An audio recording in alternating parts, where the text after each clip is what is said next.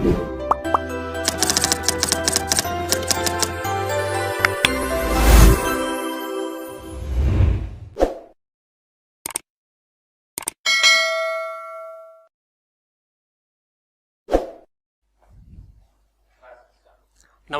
मैं Sumit Kumar Srivastava Delhi IAS academy Raipur से। आज हम चर्चा करेंगे एक बहुत ही महत्वपूर्ण अधिनियम पर, जो महिला पर्यवेक्षक की परीक्षा जो व्यापम के द्वारा कंडक्ट की जा रही है, उस परीक्षा के दृष्टिकोण से अधिनियम बहुत महत्वपूर्ण है। हमने कोशिश की है कि इस अधिनियम का जो बेयर एक्ट है, उस बेयर एक्ट के प्रमुख प्रावधानों को लेकर ही हम इस अधिनियम को आपको समझाने का प्रयास करें, क्योंकि कई जगह मैंने देखा कि बेयर एक्ट के स्थान पर जो अपनी भाषा में स्लाइड को परिवर्तित करके समझाने का प्रयास किया जा रहा है, उससे क्या होता है, कई महत्वपूर्ण तथ्य आपके छूट जाते हैं। तो हम कोशिश करेंगे कि सारे महत्वपूर्ण तथ्यों को लेकर हम इस अधिनियम को समझने की कोशिश करें। तो सबसे पहले यह अधिनियम क्या कहता है, तो इस अधिनियम का नाम सबसे पहले हम देखते हैं। यह अधिनियम है छत्तीसगढ़ टोनही प्रताड़ना अधिनियम 2005। देखिए, इस अधिनियम का जो सबसे पहला आर्टिकल है वो बताता है कि इस अधिनियम का विस्तार किन किन क्षेत्रों में होगा। सबसे पहले तो ये बोल रहा है, भारत गणराज्य के 56वें वर्ष में छत्तीसगढ़ विधानमंडल द्वारा छत्तीसगढ़ टोनही उत्पीड़न निवारण अधिनियम 2005 पारित किया गया। तो ये 56वां वर्ष कौन सा था, 2005 में ये अधिनियम पारित हुआ है। तो छत्तीसगढ़ टोनही प्रताड़ना अधिनियम कब का है, 2005 का। तो अब देखते हैं कि इस अधिनियम का नाम, विस्तार और आरंभ। तो नाम तो हमने देख लिया, इस अधिनियम का नाम छत्तीसगढ़ टोनही प्रताड़ना अधिनियम है। कब लागू किया गया, तो भारतीय गणराज्य के 56वें वर्ष। भारत गणराज्य कब बना था, तो भारत गणराज्य बना था कब, 1950 में, जब हमारा संविधान लागू हुआ था। तो 1950 के बाद आप जब काउंट करेंगे तो जो 2005 का वर्ष है वो 56वां वर्ष आएगा जिसमें यह अधिनियम पारित किया गया। ठीक है, चलिए अब देखते हैं इस अधिनियम में कुल कितनी धाराएं हैं। तो बहुत छोटा सा अधिनियम है। कुल धाराओं की संख्या अगर इस अधिनियम में मैं देखूं तो केवल और केवल 16 धाराओं का छोटा सा ये अधिनियम है। इस अधिनियम का चुनाव सबसे पहले हमने इसलिए किया आपको पढ़ाने के लिए, क्योंकि इसमें धाराओं की संख्या बहुत कम है, तो बहुत आसानी से आप इसको समझ सकते हैं। इस अधिनियम का नाम है छत्तीसगढ़ टोनही उत्पीड़न निवारण अधिनियम 2005। तो जो नाम है उसी नाम से इस अधिनियम को आपको याद रखना है। नाम क्या है, छत्तीसगढ़ टोनही उत्पीड़न निवारण अधिनियम 2005। उसके बाद इसी की धारा एक यानी कि सेक्शन 1 आपको बताता है अधिनियम का विस्तार कहाँ तक होगा। तो इस अधिनियम का विस्तार छत्तीसगढ़ राज्य में होगा। छत्तीसगढ़ राज्य के बाहर इस अधिनियम का विस्तार नहीं है, कहने का अर्थ है कि। अब इस अधिनियम की धारा 2 में चलते हैं। तो सामान्यतः अधिनियमों की धारा 2 इस अधिनियम में उपयोग होने वाले जो प्रमुख शब्द हैं उनके अर्थ के बारे में बताती है या परिभाषाओं के बारे में बताती है। तो इस पूरे अधिनियम के दौरान कौन कौन से शब्द यूज हुए हैं और उन शब्द का अर्थ क्या है। तो भाषा थोड़ी सी क्लिष्ट होगी, क्योंकि ये भाषा बेसिकली बेयर एक्ट की लैंग्वेज है। मैं इसको सरल लैंग्वेज में कन्वर्ट करके आपको समझाने की कोशिश करूंगा। तो सबसे पहले हम लोग समझेंगे कि टोनही क्या है, क्योंकि इस अधिनियम का नाम ही टोनही प्रताड़ना अधिनियम 2005 है। तो टोनही से अभिप्रेरित है व्यक्ति जिसे किसी व्यक्ति अथवा व्यक्तियों द्वारा, तो एक व्यक्ति या कई व्यक्तियों द्वारा उपदर्शित किया जाए कि वह किसी अन्य व्यक्ति अथवा व्यक्तियों, यानी एक व्यक्ति या एक से ज्यादा व्यक्ति अथवा समाज अथवा पशु अथवा जीवित वस्तुओं को, यानी किन किन चीजों को इसमें शामिल कर रहा है। तो ये शामिल कर रहा है एक व्यक्ति को, फिर ये शामिल कर रहा है व्यक्तियों के, समूह को शामिल कर रहा है। फिर ये शामिल कर रहा है पशु या किसी अन्य जीवित व्यक्ति को भी ये शामिल कर रहा है, यानी इतनी सारी चीजें शामिल होती हैं। को काला जादू, बुरी नजर या किसी अन्य रीति से हानि पहुंचाएगा अथवा हानि पहुंचाने की शक्ति रखता है, अथवा इस तरह वह हानि पहुंचाने का आशय रखता है, चाहे वह डायन, टोनहा या किसी अन्य नाम से जाना जाए।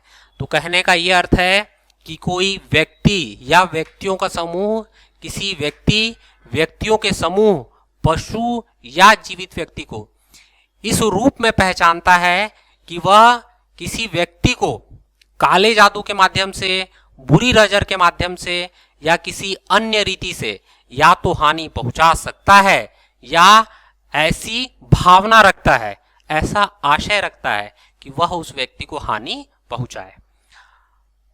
तो टोनही कौन है?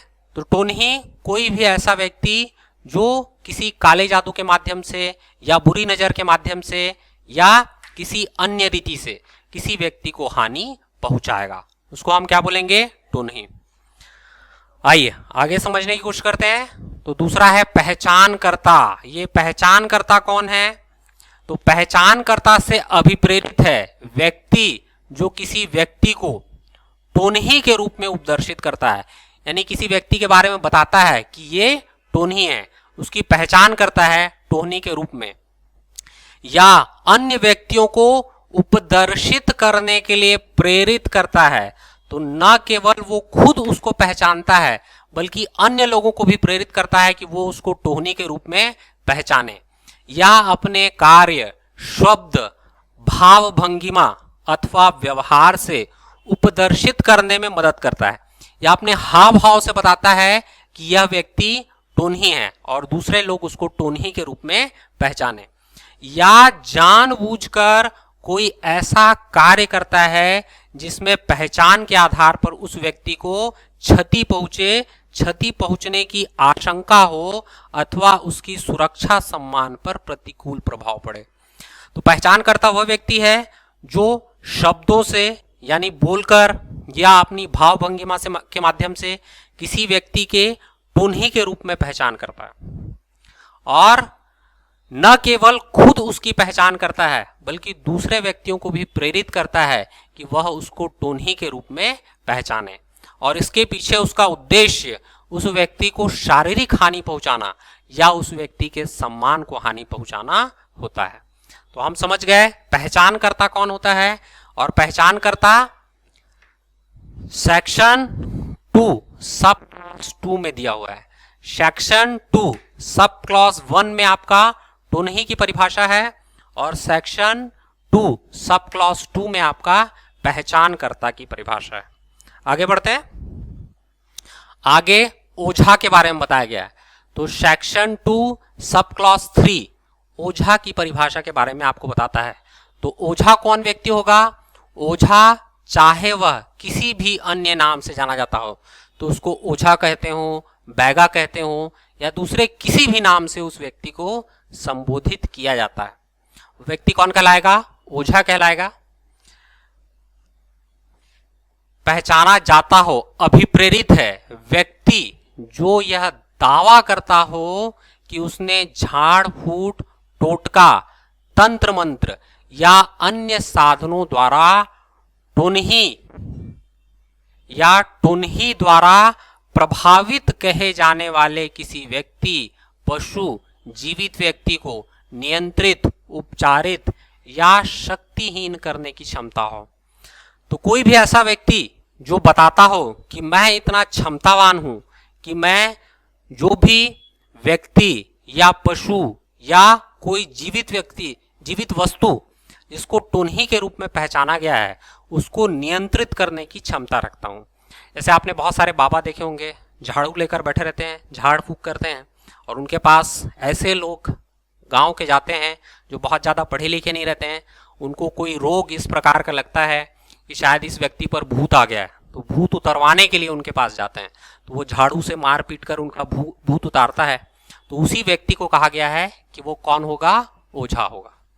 तो ओझा ऐसा व्यक्ति है जो दावा करता है कि जो भी व्यक्ति टोन्ही है, जो भी वस्तु टोन्ही है, जो भी पशु टोन्हा है, उसके ऊपर वो नियंत्रण कर लेगा या उसको ठीक कर देगा। तो सब क्लॉज 3 सेक्शन 2 का ओझा के बारे में बता रहा है। अब हम लोग चलेंगे सब क्लॉज 4 सेक्शन 2 जो हानि की परिभाषा देता है। अब यहां बताया गया है कि हानि में केवल शारीरिक हानि शामिल नहीं होगी, बल्कि इसमें शारीरिक के साथ साथ मानसिक हानि भी शामिल होगी। तो शारीरिक हानि हो उस व्यक्ति को, मानसिक हानि हो, या फिर आर्थिक नुकसान हो किसी प्रकार का, या उसकी प्रतिष्ठा को नुकसान हो। तो 4 प्रकार का नुकसान यहां पे बता दिया गया ना, इसको याद रखेंगे आप। हानि का अर्थ क्या है? हानि का अर्थ शारीरिक हानि भी है, मानसिक हानि भी है, आर्थिक हानि भी है और प्रतिष्ठा को नुकसान भी है। तो सेक्शन 2 सब क्लॉज 4 में हानि या नुकसान की बात की गई है, जिसमें 4 प्रकार की हानि या नुकसान शामिल है। इसके बाद सेक्शन 2 सब क्लॉज 5 में संहिता यानी कोर्ट के विषय में बात की गई है। ये बोलता है कि जहां भी इस टोहनी प्रताड़ना अधिनियम 2005 में संहिता शब्द उपयोग किया गया है, उसका अर्थ होगा दंड प्रक्रिया संहिता 1973। तो दंड प्रक्रिया संहिता एक प्रोसीजरल लॉ है। किसी भी प्रकार के जो दांडिक अधिनियम है उसमें किसी व्यक्ति को किस प्रकार अभियोजित किया जाएगा, उस पर मामला किस प्रकार चलेगा, ये सारी व्यवस्था कहाँ बताई गई है? सीआरपीसी में, यानी दंड प्रक्रिया संहिता में। तो अगर टोन्ही के तहत भी किसी व्यक्ति को गिरफ्तार किया जाता है और उस व्यक्ति पर मामला चलता है, तो किस प्रक्रिया संहिता के अनुसार उसकी प्रक्रिया होगी? दंड प्रक्रिया संहिता 1973 के अनुसार। और इसका संख्यांक भी बताया गया है। खाली इससे तो शायद सवाल आपसे नहीं पूछे जाते हैं, तो संख्यांक याद रखने की आपको आवश्यकता नहीं है, परंतु आप याद रखेंगे किन चीजों को? तो जो सेक्शन 2 का सब क्लॉज मैंने बताया, सब क्लॉज 1 टोन्ही के बारे में बताता है, सब क्लॉज 2 पहचानकर्ता के बारे में बताता है, सब क्लॉज 3 ओझा के बारे में बताता है, सब क्लॉज 4 4 प्रकार के नुकसान के बारे में बताता है, और सब क्लॉज 5 संहिता के बारे में आपको जानकारी देता है। तो चलिए अब सेक्शन 3 यानी धारा 3 से हम इस अधिनियम को देखते हैं। धारा 3 बोलता है अधिनियम किसी भी अन्य विधि का अल्पीकरण नहीं करेगा। देखिए, ये अधिनियम छत्तीसगढ़ के जिस भी क्षेत्र में लागू होगा वो किसी दूसरी विधि को प्रभावित करने वाला अधिनियम नहीं होगा, क्योंकि छत्तीसगढ़ में इंडियन पीनल कोड और कई दूसरी विधियां लागू हैं। तो ऐसे में ये अधिनियम जिन क्षेत्रों में लागू है वो किसी भी दूसरी विधि पर प्रभाव नहीं डालेगा। ये इसके कहने का मतलब है। ये बोल रहा है इस अधिनियम के उपबंध तत्समय प्रवृत्त यानी उस समय लागू किसी अन्य विधि के अतिरिक्त होंगे, यानी किसी अन्य विधि के प्रावधानों को प्रभाव डालने वाले नहीं होंगे। यानी हम ऐसा नहीं करेंगे कि किसी दूसरी विधि के ऊपर इस नियम को अधिमान्यता दें, बल्कि ये अधिनियम उन विधियों के अतिरिक्त छत्तीसगढ़ में लागू होगा। चलिए अब अगला सेक्शन समझने की कोशिश करते हैं। तो इसका अगला सेक्शन है सेक्शन 4, जो बोलता है टोन्ही के पहचान के लिए दंड। चलिए देखते हैं कितना दंड दिया जा रहा है। जो कोई किसी व्यक्ति को किसी भी माध्यम से टोन्ही के रूप में पहचान करता है, तो हमने देख लिया या तो वो बोलकर उसको टोन्ही बोलता है, या अपनी भाव भंगिमा से, या किसी भी अन्य तरीके से उस व्यक्ति को टोन्ही के रूप में पहचानेगा, तो कठोर कारावास उस व्यक्ति को दिया जाएगा। कारावास सामान्यतः कितने प्रकार के होते हैं? तो एक आपका कैपिटल पनिशमेंट होता है जिसको हम लोग मृत्यु दंड बोलते हैं।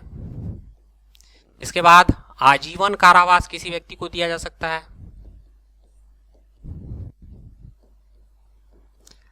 फिर किसी व्यक्ति को कारावास दिया जा सकता है। कारावास कितने प्रकार के होते हैं? कारावास सामान्यतः दो प्रकार के होते हैं। एक होता है साधारण और दूसरा कारावास होता है कठोर। तो साधारण कारावास में किसी व्यक्ति से काम नहीं कराया जाता है, परंतु कठोर कारावास में उस व्यक्ति को काम भी करना पड़ता है। इसके अतिरिक्त जुर्माना ये भी किसी व्यक्ति को दिया जाता है। तो ये एक दंड हो गया, ये दूसरा, ये तीसरा, चौथा। और कारावास भी दो प्रकार के, साधारण और कठोर। तो इसमें बात किसकी की जा रही है? कठोर कारावास की, यानी उसको कारावास दिया जाएगा और कारावास के दौरान उससे श्रम भी कराया जाएगा। और कितनी अवधि का कारावास? 3 वर्ष का। तो 3 वर्ष का कठोर कारावास और साथ में जुर्माना भी। तो उस व्यक्ति को कितने दंड दिए जा रहे हैं? कारावास दिया जा रहा है पहला, और कारावास भी कैसा? कठोर, और उसके साथ में उस व्यक्ति को जुर्माना भी अदा करना पड़ेगा। आगे बढ़ते हैं। तो इसको याद रख लीजिए। अब धारा 4 को समझने की कोशिश करते हैं। धारा 4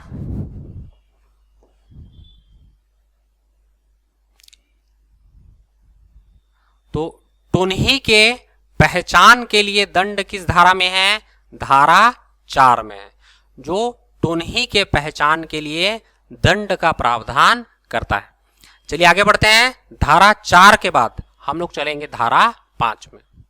आइए अब धारा 5 को समझने की कोशिश करते हैं। जो कोई स्वयं या अन्य किसी व्यक्ति द्वारा टुनही के रूप में पहचान किए गए व्यक्ति को शारीरिक, मानसिक रूप से प्रताड़ित करता है या नुकसान पहुंचाता है, तो अब कौन व्यक्ति है? अब वो व्यक्ति है, एक तो व्यक्ति हो गया जो टुनही था, दूसरा व्यक्ति हो गया जिसने उसको टुनही के रूप में पहचाना। अब ये जो व्यक्ति है ये क्या कर रहा है? तो जो व्यक्ति टुनही के रूप में पहचाना गया उस व्यक्ति को क्या कर रहा है? उस व्यक्ति को प्रताड़ित कर रहा है। कैसा प्रताड़ित कर रहा है? या तो शारीरिक रूप से प्रताड़ित कर रहा है, या मानसिक रूप से प्रताड़ित कर रहा है, या किसी अन्य प्रकार का नुकसान पहुंचा रहा है। अब इस व्यक्ति को कितना कारावास है? तो इस व्यक्ति को भी कठोर कारावास मिलेगा, यानी सश्रम कारावास। और उसकी अवधि कितनी होगी? तो पहले अवधि 3 वर्ष थी, अब बढ़कर कितनी हो गई? 5 वर्ष। तो इसको 5 वर्ष का कठोर कारावास और जुर्माना भी देना होगा। तो जो व्यक्ति टुनही के रूप में पहचाने गए व्यक्ति को प्रताड़ित करेगा, उस प्रताड़ित करने वाले व्यक्ति के लिए दंड सबसे ज्यादा है। उसको 5 साल तक कारावास का दंड दिया जाएगा, और साथ में कारावास भी कैसा होगा? कठोर, और साथ में उसको जुर्माना भी देना होगा। चलिए अब हम समझने की कोशिश करेंगे धारा 6 को, जो बोलती है अभिकथित उपचार के लिए दंड। अभी अभिकथित उपचार क्या है इसको समझने की कोशिश करते हैं।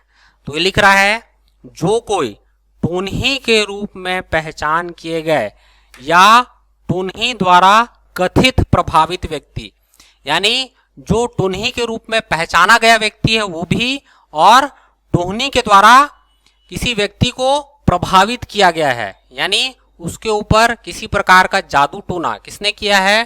टुनही ने किया है। उन दोनों व्यक्तियों को शामिल कर रहा है। उसमें पशु भी शामिल है, जीवित वस्तु भी शामिल है। ठीक है, ये बोलता है ओझा के रूप में झाड़ फूक, टोटका, मंत्र तंत्र के उपयोग द्वारा, अन्य कार द्वारा उपचार या नियंत्रित करने के दावे के अंतर्गत करता है, वह कठोर कारावास से जिसकी अवधि 5 वर्ष तक हो सकेगी और जुर्माने से दंडित किया जाएगा। तो ये उस व्यक्ति के बारे में बात कर रहा है जो व्यक्ति टुनही का उपचार करता है। तो किसका किसका उपचार कर रहा है भैया व्यक्ति? तो ये व्यक्ति एक तो टुनही का उपचार कर रहा है, और टुनही के द्वारा जो प्रभावित व्यक्ति है उसका भी वही उपचार कर रहा है। तो ये कौन है? उपचार करने वाला व्यक्ति है। तो पहला व्यक्ति जो टुनही है, दूसरा व्यक्ति जो उसको पहचान कर रहा है, तीसरा व्यक्ति जो उसको प्रताड़ित कर रहा है, और चौथा व्यक्ति जो उसका उपचार कर रहा है। उपचार दोनों का कर रहा है, टोनही का भी कर रहा है और टोनही द्वारा प्रभावित किसी दूसरे व्यक्ति का भी उपचार कर रहा है। सामान्य तौर पर ऐसे व्यक्तियों को गांव इत्यादि में ओझा के नाम से पहचाना जाता है। ठीक है, तो इस व्यक्ति के लिए भी दंड ज्यादा है। जो प्रताड़ित करने वाले व्यक्ति के लिए दंड है, वही दंड इस व्यक्ति के लिए भी है। तो इसको 5 वर्ष क्या दिया जा रहा है? कठोर कारावास, रिग्रेस पनिशमेंट, साथ में इसको जुर्माना, पेनल्टी भी इसके ऊपर लगाई जा रही है। चलिए, तो ये हो गया धारा 6। अब धारा 6 से आगे बढ़कर अपन चलेंगे धारा 7 में। देखिए यहां पर धारा 6 एक बार और आ गया है, इसको छोड़ देंगे, सीधा धारा 7 में चलते हैं। टुनही होने का दावा करने के लिए दंड। अब ये कौन व्यक्ति है जो टुनही होने का दावा कर रहा है? तो क्या दावा है भाई? जो कोई व्यक्ति दावा करता हो कि वह काला जादू, बुरी नजर या किसी अन्य रीति से किसी व्यक्ति, पशु, जीवित व्यक्ति को क्षति पहुंचाने की शक्ति रखता है और ऐसा प्रचारित करता है और लोक प्रशांति और परिशांति भंग करने का प्रयास करता है, वह अन्य को क्षोभ कारित करता है, क्षति कारित करता है। तो अब ये वो व्यक्ति है जो ये कह रहा है कि मैं टोनही हूं और मैं किसी दूसरे व्यक्ति को प्रभावित कर सकता हूं, किसी दूसरे व्यक्ति को प्रभावित कर सकता हूं, जीवित वस्तु को प्रभावित कर सकता हूं या किसी पशु को प्रभावित कर सकता हूं, उसके ऊपर जादू टोना कर सकता हूं। तो वो व्यक्ति कौन है? वो व्यक्ति ऐसा व्यक्ति है जो खुद को टोनही बता रहा है। तो उस व्यक्ति के लिए भी कठोर कारावास की व्यवस्था है। उस व्यक्ति को 1 वर्ष का कठोर कारावास और जुर्माने से दंडित किया जाएगा। 1 वर्ष का कठोर कारावास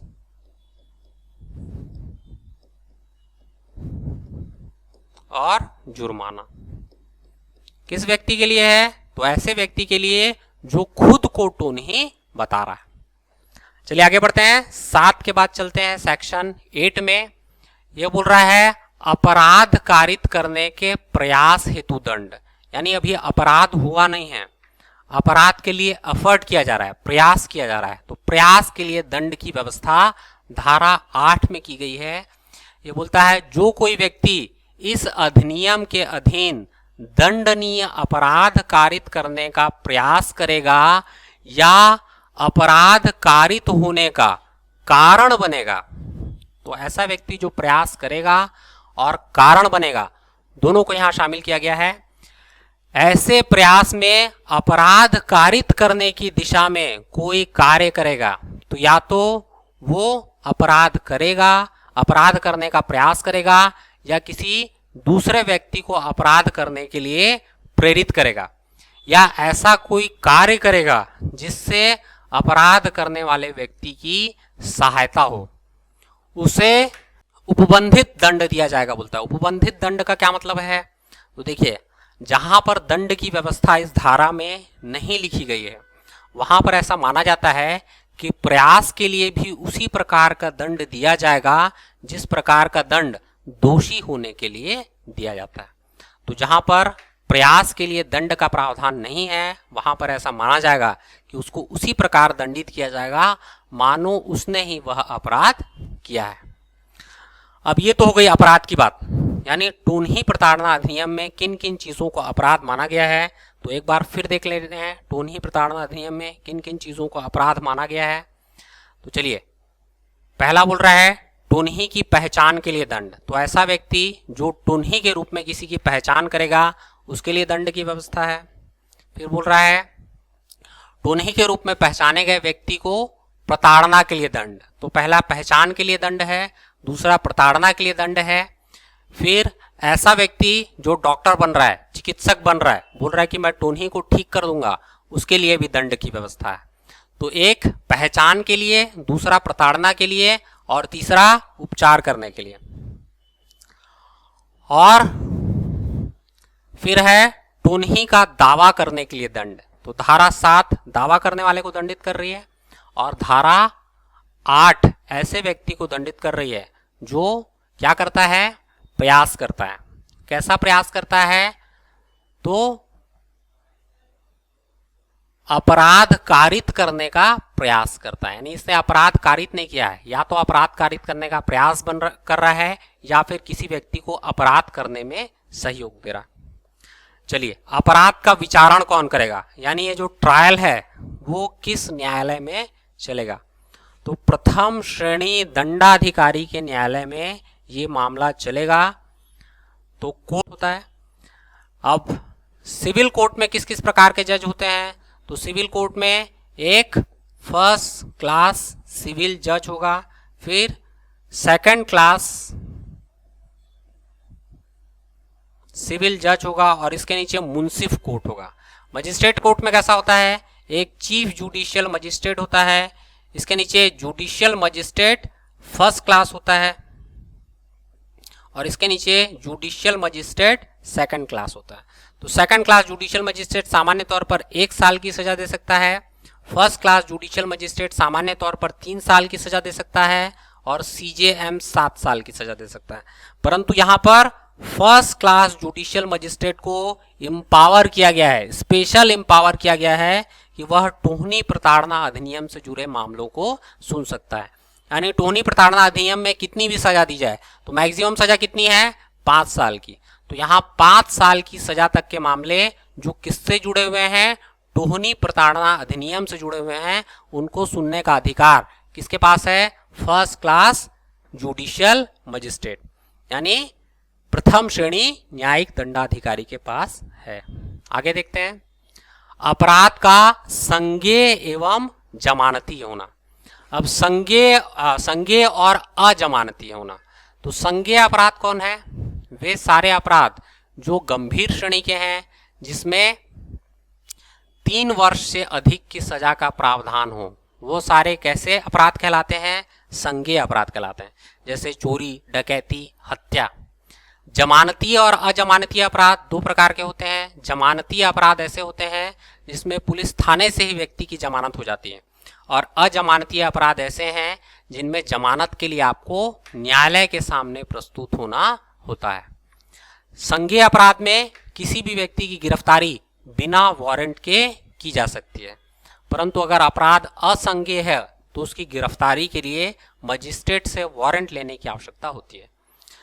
तो ये बता रहा है कि जो भी टोहनी प्रताड़ना अधिनियम के अपराध हैं वो सारे के सारे संज्ञेय अपराध यानी गंभीर अपराधों की श्रेणी में आएंगे, जिसमें बिना मजिस्ट्रेट के वारंट जारी किए किसी भी व्यक्ति को गिरफ्तार किया जा सकता है।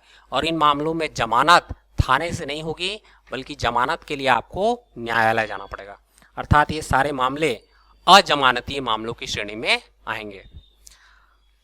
धारा 10 बोलता है कि दंड प्रक्रिया संहिता 1973 में अंतर्विष्ट किसी बात के होते हुए इस अधिनियम के दंडनीय समस्त अपराध संज्ञेय और अजमानतीय होंगे। इस अधिनियम के अधीन किसी दंडनीय अपराध का अभियुक्त जमानत पर अथवा अपने स्वयं के बंधन पत्र पर तब तक नहीं छोड़ा जाएगा जब तक लोक अभियोजक यानी पब्लिक प्रोसिक्यूटर, ऐसा व्यक्ति जो टोहनी के रूप में उस व्यक्ति को न्यायालय में अभियोजित करता है, यानी एक वकील है जो सरकार का वकील है, लोक अभियोजक है, पब्लिक प्रोसिक्यूटर है, और ये न्यायालय में उस व्यक्ति को टोहनी के लिए दंडित करने प्रस्तुत कर रहा है। तो उस लोक अभियोजक की ऐसी रिहाई के आवेदन के विरोध में विरोध करने का अवसर नहीं दिया गया हो। यानी एक सिंपल शब्दों में आपको समझा देता हूं कि ऐसा कोई भी मामला जो टोहनी का है, जब भी वो न्यायालय में जाएगा तो न्यायालय में किसी भी व्यक्ति को जो इस अपराध में अभियोजित किया गया है उसको जमानत तब तक नहीं मिलेगी जब तक पब्लिक प्रोसिक्यूटर को उसकी जमानत का विरोध करने का अवसर ना दे दिया जाए। मतलब पब्लिक प्रोसिक्यूटर उस सुनवाई में उपस्थित रहेगा और विरोध करेगा कि इस व्यक्ति को जमानत न दी जाए। पब्लिक प्रोसिक्यूटर को सुनने के बाद भी अगर कोर्ट को ऐसा लगेगा कि इस व्यक्ति को जमानत दे दी जानी चाहिए तो कोर्ट उसको जमानत दे देगा, अन्यथा उसकी जमानत रोक लेगा। आगे बढ़ते हैं। आगे धारा 11 है जो बोलती है दंड प्रक्रिया संहिता 1973 की धारा 360 और अपराधी परिवीक्षा अधिनियम 1958 का लागू होना। देखिए यहां पे बोल रहा है दंड प्रक्रिया संहिता की धारा 360 अथवा अपराधी परिवीक्षा अधिनियम 1958 में अंतर्विष्ट किसी बात के होते हुए अधिनियम के अधीन किसी भी अपराध के लिए दोष सिद्ध किसी व्यक्ति पर लागू नहीं होगी जब तक कि व्यक्ति 18 वर्ष से कम आयु का ना हो। देखिए इस जो है सेक्शन का क्या मतलब है ये मैं आपको समझाने की कोशिश कर रहा हूँ।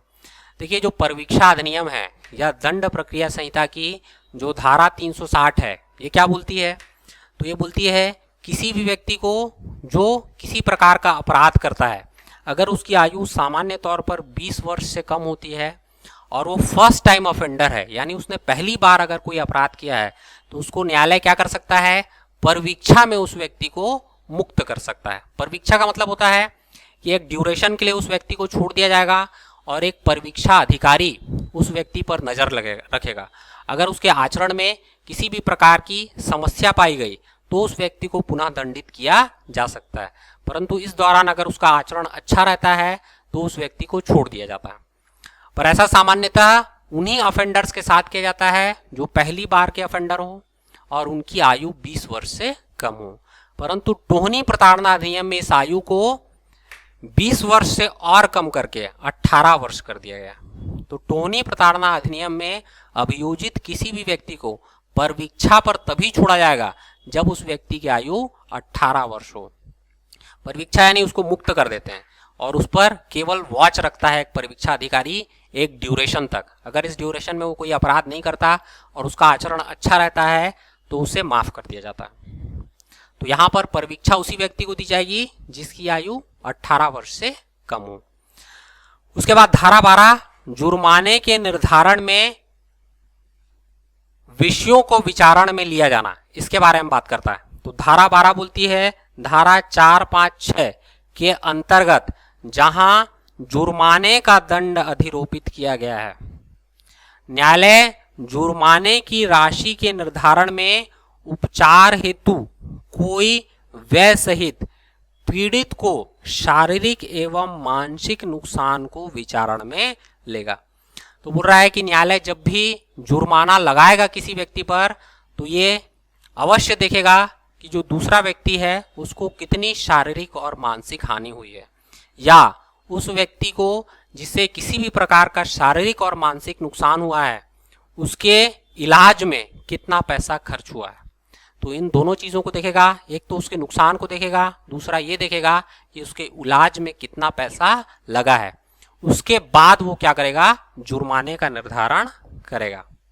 इसके बाद देखते हैं धारा 13। अब ये सब देखने के बाद मुआवजे का आदेश दिया जाएगा।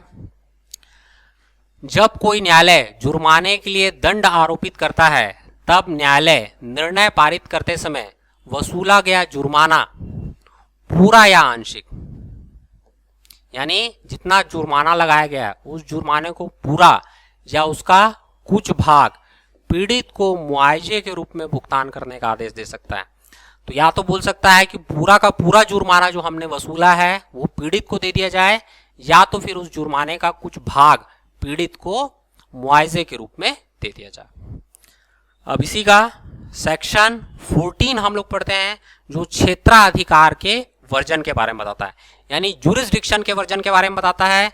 ये बोलता है इस अधिनियम अथवा इसके अंतर्गत बनाए गए नियमों के अधीन किसी अधिकारी प्राधिकारी द्वारा दिए गए किसी निर्णय या पारित आदेश के विरुद्ध वाद कार्यवाही सिविल न्यायालय द्वारा ग्रहण नहीं की जाएगी। तो ये बोल रहा है कि इस न्यायालय के इस अधिनियम के अंतर्गत किसी अधिकारी ने अगर कोई आदेश जारी किया है तो इस आदेश के विरुद्ध अपील छत्तीसगढ़ राज्य के किसी भी सिविल न्यायालय में नहीं की जाएगी। यानी ये क्या कर रहा है, तो ये सारे सिविल न्यायालयों के अधिकार को यहां पे रोक रहा है, उनके जुरिस्डिक्शन को कम कर रहा है। ठीक है, अब चलते हैं नेक्स्ट सेक्शन में। तो नेक्स्ट सेक्शन बोल रहा है सद्भावना पूर्वक की गई कार्यवाही को संरक्षण।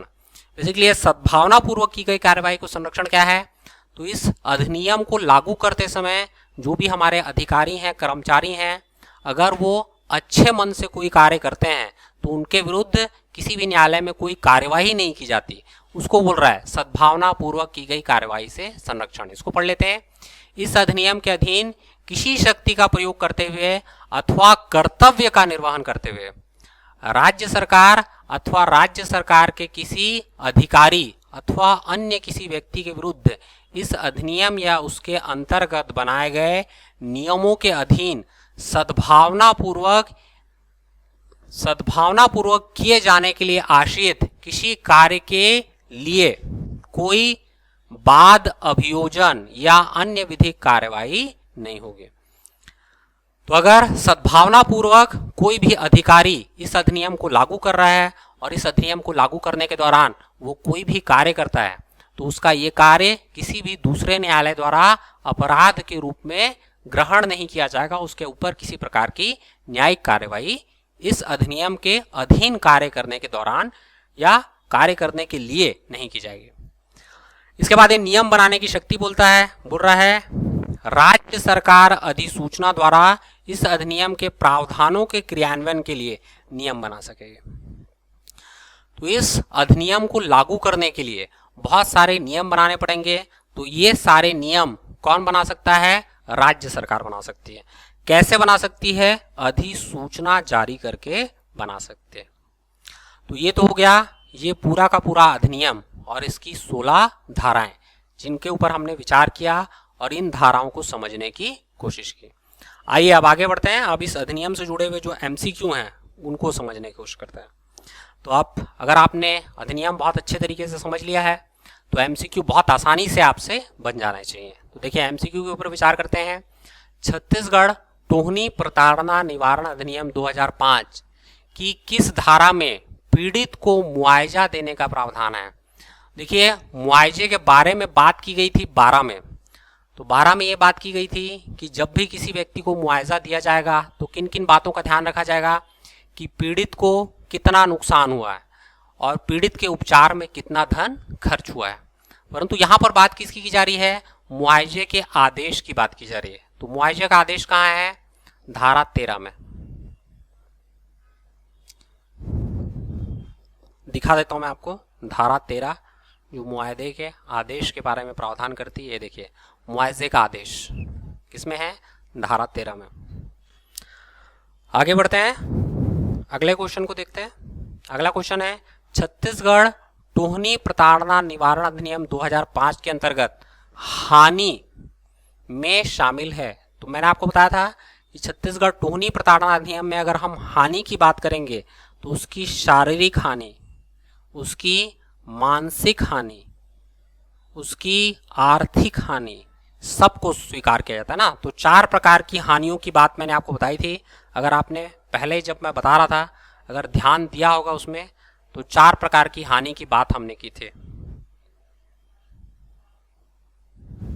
देखिए ये है हानि वाला प्रोविजन, इसमें 4 प्रकार की हानि, एक शारीरिक, मानसिक, आर्थिक या प्रतिष्ठा को नुकसान। ठीक है, चलिए आगे चलते हैं, फिर से आ जाते हैं क्वेश्चन में।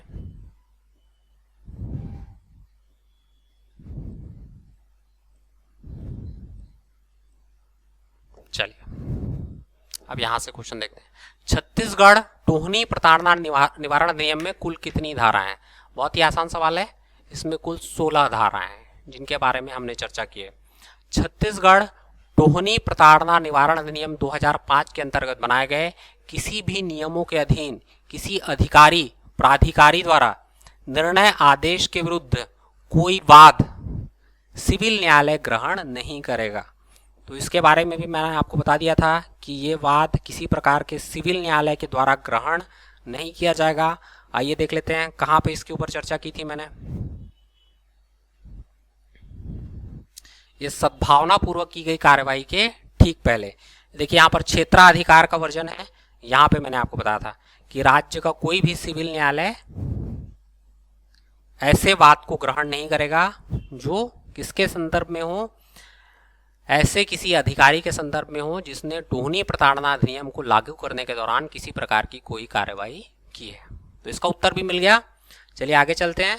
नेक्स्ट अगला सवाल है, इस अधिनियम के प्रावधानों के क्रियान्वयन हेतु नियम बनाने की शक्ति किसे है। तो अभी अभी हमने देखा था लास्ट में 16वां जो सेक्शन था वो बोल रहा था कि नियम बनाने की शक्ति किसको है, राज्य सरकार को। अगला है, टोहनी से अभिप्रेरित है जो काला जादू, बुरी नजर या किसी अन्य रीति से हानि पहुंचाएगा, हानि पहुंचाने की शक्ति रखता है या हानि पहुंचाने का आशय रखता है। किसी व्यक्ति या समाज को, ये इसमें शामिल था जैसा कि मैंने आपको बताया, पशु को ये भी शामिल था, जीवित वस्तुओं को ये भी शामिल था। तो 6 का जो उत्तर है वो हो जाएगा डी। इसके बारे में मैंने आपको बताया था ना, जब मैं आपको बता रहा था अधिनियम, तो वहां पर इसके बारे में चर्चा की गई थी। देखिए दिखाता हूं कहां पे था।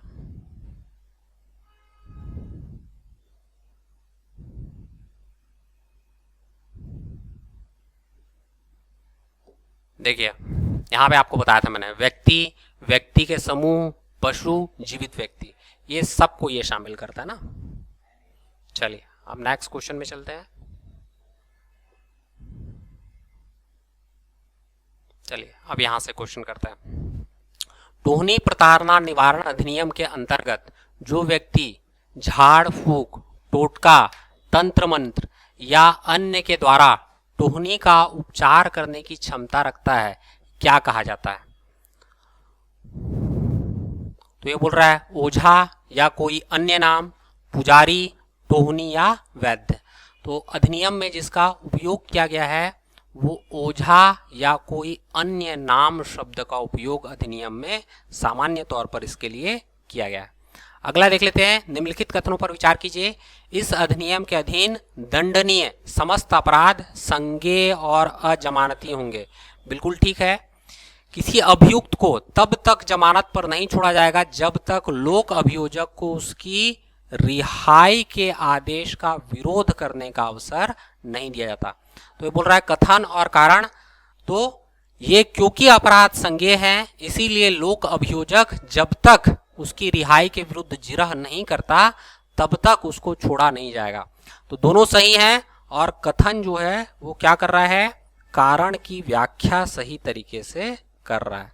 तो इसका उत्तर हो जाएगा ए। अगला क्वेश्चन देखते हैं। अगला क्वेश्चन है, उपरोक्त अधिनियम से संबंधित अपराधों का विचारण किस न्यायालय में किया जाता है। तो ये हमने न्यायालय भी देख लिया था, प्रथम श्रेणी के दंडाधिकारी के न्यायालय में इससे संबंधित मामलों का विचारण किया जाता है। हालांकि प्रथम श्रेणी दंडाधिकारी को मैंने आपको बताया था 3 साल तक की सजा देने का अधिकार होता है, परंतु इस अधिनियम में उसको स्पेशल एम्पावर किया गया है कि इस अधिनियम से जुड़े हुए सारे मामले प्रथम श्रेणी दंडाधिकारी सुन।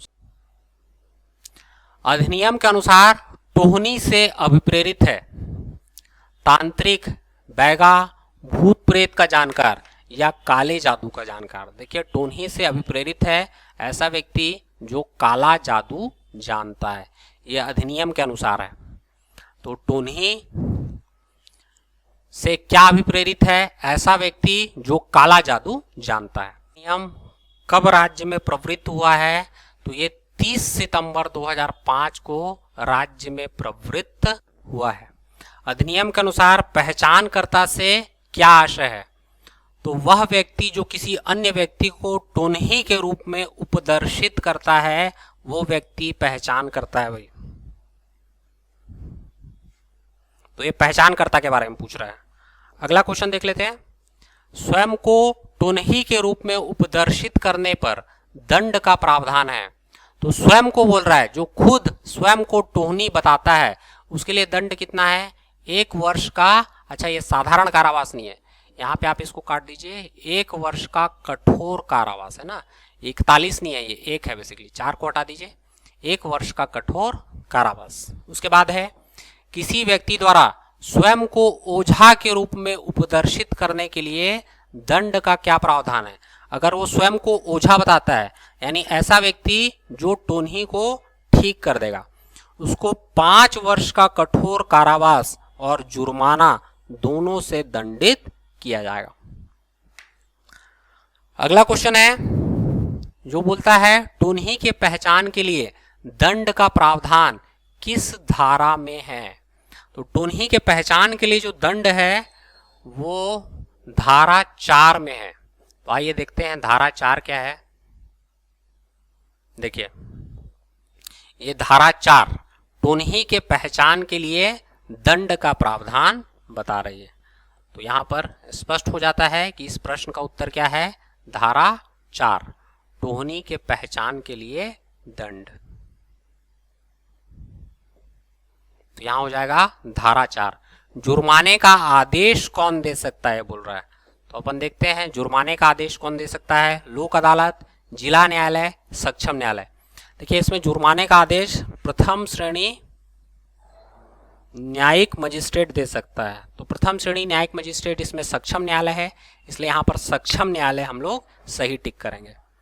इसके बाद देखते हैं प्रश्न 19 क्या है, किसी व्यक्ति द्वारा किसी अन्य व्यक्ति को टोन्ही के रूप में पहचानने के लिए दंड, यानी वही है पहचानकर्ता के लिए दंड का प्रावधान कितना है भाई। तो पहचानकर्ता जो भी व्यक्ति है उसको दंड, इसमें देखिए टोन्ही के पहचानकर्ता के लिए दंड, देखिए टोन्ही के पहचानकर्ता के लिए दंड की बात कर रहा है। टोन्ही के पहचानकर्ता के लिए दंड 3 वर्ष का है कठोर कारावास। तो इसमें जो दंड हो जाएगा वो 3 वर्ष का कठोर कारावास हो जाएगा भाई। टोन्ही के पहचानकर्ता के लिए दंड कितना है, 3 वर्ष का कठोर कारावास। टोन्ही के पहचानकर्ता के लिए दंड ये हो जाएगा 3 वर्ष का कठोर कारावास। टोन्ही के रूप में उपदर्शित किसी व्यक्ति को अन्य व्यक्ति द्वारा मानसिक शारीरिक रूप से प्रताड़ित करने के लिए दंड कितना है, 5 वर्ष का कठोर कारावास। चलिए आगे बढ़ते हैं। न्यायालय द्वारा अभियुक्त को जुर्माने का आदेश किस धारा के अंतर्गत दिया जाएगा, धारा 13। इसके बारे में हम लोग पहले बात कर चुके हैं। प्रथम श्रेणी के न्यायिक मजिस्ट्रेट को किस धारा के अंतर्गत सुनवाई का अधिकार है। तो प्रथम श्रेणी न्यायिक मजिस्ट्रेट को धारा 9 के तहत एम्पावर किया गया है कि वो किससे संबंधित मामले सुन सकता है, टोन्ही प्रताड़ना अधिनियम से जुड़े हुए मामले सुन सकता है। टोन्ही प्रताड़ना अधिनियम के लिए दंड का प्रावधान, टोन्ही प्रताड़ना के लिए दंड का प्रावधान किस धारा में दिया गया है। देखिए टोन्ही के लिए दंड का प्रावधान जो धारा 5 है उसमें आपका दिया गया है। तो आइए आपको धारा 5 के बारे में मैं थोड़ा बता देता हूं। देखिए भाई धारा 5 टोन्ही की प्रताड़ना के लिए दंड कितना है, 5 वर्ष का। और ये क्या पूछ रहा है, टोन्ही की प्रताड़ना के लिए दंड के बारे में बात कर रहा है। तो कौन सी धारा हो गई भाई, धारा 5। आ जाते हैं वापस। देखिए टोन्ही की प्रताड़ना के लिए दंड किसमें है, धारा 5। अधिनियम के अनुसार ओझा से क्या अभिप्रेरित है, वह जो टोन्ही द्वारा दिए गए प्रभाव को समाप्त करने का दावा करता है, वह व्यक्ति जो टोन्ही को प्रभावित करता है, वह व्यक्ति जो टोन्ही से संबंधित है। ओझा कौन सा व्यक्ति है, वह व्यक्ति जो टोन्ही का उपचार कर देगा बोलता है, तो इसके प्रभाव को समाप्त करने का दावा करता है। तो इसमें ए हो जाएगा, वह व्यक्ति जो टोन्ही द्वारा किए गए प्रभाव को समाप्त करने का दावा करता है वह व्यक्ति ओझा कहलाएगा। आगे जाते हैं। टोन्ही, ओझा व पहचानकर्ता की परिभाषा का उल्लेख किस धारा में दिया गया है। तो सारी ही परिभाषाओं का उल्लेख धारा 2 में है, तो उसका सही उत्तर हो जाएगा धारा 2। तो ये हो गया हमारा पूरा टोन्ही प्रताड़ना अधिनियम, जिसके ऊपर हमने एक लंबी चर्चा की। इसके बाद अगर आप चाहते हैं कि जो महिला पर्यवेक्षक है उससे जुड़े हुए अन्य प्रमुख एक्ट के ऊपर भी हम वीडियो लेकर आए, तो आप कमेंट सेक्शन में अपना जो डिमांड है, अपनी जो मांग है उसको प्रदर्शित कीजिए। अगर हमको ऐसा लगेगा कि वास्तव में आप चाहते हैं कि ऐसे और वीडियो हम आपके समक्ष साझा करें, लेकर आएँ, तो हम निश्चित रूप से ऐसे और वीडियो बनाएंगे। धन्यवाद।